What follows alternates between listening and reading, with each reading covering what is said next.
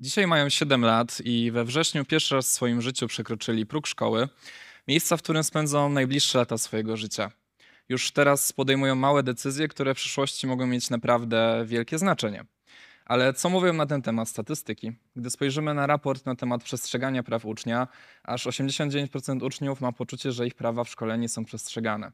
Według badań profesor Putkiewicz na temat komunikacji między nauczycielem a uczniem, aż 81% uczniów ma lęk przed zabieraniem głosu na lekcjach.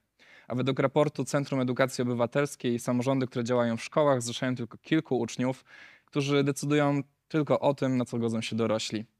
Wydaje się, że stare powiedzenie, że dzieci i ryby głosu nie mają, jest stale aktualne. Dlatego jako nauczyciel i jako badacz zacząłem się zastanawiać nad tym, co możemy z tym zrobić. Celem mojego doktoratu było poznanie doświadczeń i przeżyć uczniów edukacji wczesnoszkolnej związanych z nabywaniem samorządności, podmiotowości i partycypacji.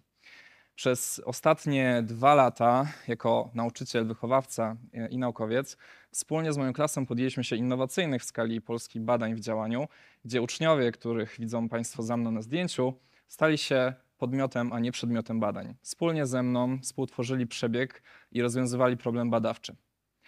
Podejmowali małe decyzje, które naprawdę zaczęły mieć wielkie znaczenie. Te decyzje to m.in. zmiana kultury siedzenia w ławkach na kulturę pracy w kręgu. Codziennie podejmowaliśmy najróżniejsze decyzje, które dzieci uznawały, że są dla nich istotne. Rozmawialiśmy o każdym temacie, który był w danym momencie dla każdego dziecka naprawdę ważny. Ale to nie tylko ta kultura kręgów, ponieważ zamieniliśmy zwykłą pracę w podręcznikach na pracę projektową, na pracę, gdzie uczniowie autentycznie decydowali o swoim procesie dydaktycznym.